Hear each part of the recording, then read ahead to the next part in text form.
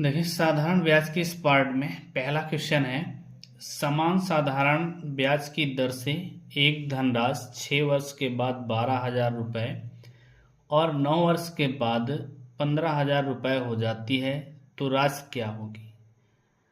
Question में दिया गया है कि एक धनराशि है जो 6 वर्ष के लिए अगर दी जाती है तो 12,000 रुपये हो जाती है, और वही धनराशि उसी दर पर अगर 9 वर्ष के लिए दी जाती तो 15,000 रुपये हो जाती है। तो देखते हैं हम, अगर 6 वर्ष के लिए दी गई तो 12,000 रुपये हुई, और अगर 9 वर्ष के लिए वही दी गई तो 15,000 रुपये हो गई। देखते हैं टाइम हमारा कितना बढ़ा, 3 वर्ष। तो यहाँ हमारी अमाउंट कितनी बढ़ गई, 3,000। इस बात को याद रखें कि 6 वर्ष से जब 9 वर्ष हुआ तो 12,000 से 15,000 जो हुई, जो एक्स्ट्रा अमाउंट है वो है क्या, ब्याज। तो अगर 3 वर्ष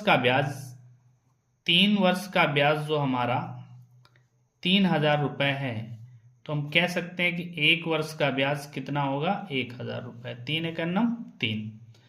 अब हमें बताना क्या है कि धनराशि क्या होगी।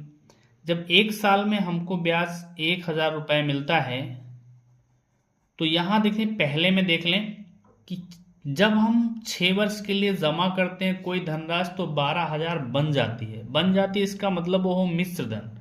और मिश्र धन क्या होता है कि मूलधन प्लस उसमें अगर हम ब्याज जोड़ दें तो मिश्र धन बनता है। तो यहाँ देखते हैं कि मिश्र धन अगर हम 6 वर्षों का लें तो कितना है, 12,000, और मूलधन निकालना है प्लस 1 साल का ब्याज 1,000 रुपया। तो यहाँ 6 सालों का मिश्र धन दिया गया 12,000, इसलिए 6 सालों का ब्याज कितना हो जाएगा, 6,000 रुपया। अगर 6 सालों का ब्याज 6,000 और प्लस मूलधन बराबर 12,000, तो मूलधन बराबर क्या हो जाएगा, 12,000, और इधर प्लस में इधर जाएगा माइनस, यानी हमने कितना रुपया जमा किया था, 6,000 रुपये। Next question. नेक्स्ट क्वेश्चन भी वही है कि साधारण ब्याज पर उधार दी गई एक राशि 2 वर्ष के बाद 720 रुपये और 5 वर्ष की अवधि के बाद 1,020 रुपये हो जाती धनराशि ज्ञात करें।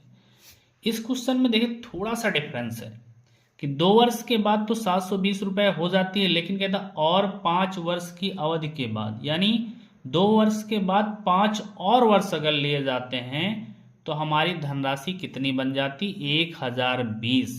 तो यहाँ 2 वर्ष हैं। पिछले क्वेश्चन में क्या था कि 6 वर्ष और 9 वर्ष सीधे सीधे।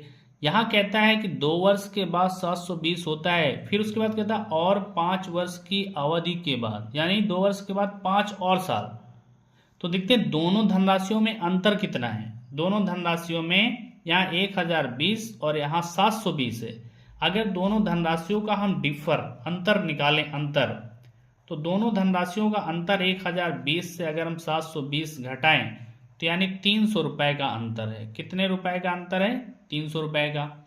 लेकिन टाइम कितना है, यहाँ 2 वर्ष, यहाँ 5 वर्ष। घटा के 3 वर्ष नहीं करेंगे, यहाँ कह रहा 5 वर्ष की अवधि और 5 वर्ष की। इसका मतलब ये 5 वर्ष का ब्याज है। 5 वर्ष का जो ब्याज इसमें है वो 300 रुपया है। तो 5 एकम 5, 5 छक्का 30, ये 0, यानी इस क्वेश्चन में 1 वर्ष का ब्याज निकला 60 रुपया।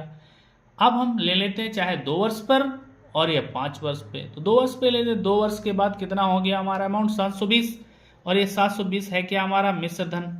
मिश्र धन होता क्या है, मूलधन प्लस ब्याज। अगर 1 वर्ष का 60 तो 2 वर्ष का कितना हो जाएगा, 2 गुणे 60। तो यहाँ पे देखते हैं P बराबर 720, इधर प्लस में इधर आएगा माइनस, 60 से गुणा करेंगे 120, यानी हमारा मूलधन है 600 रुपया।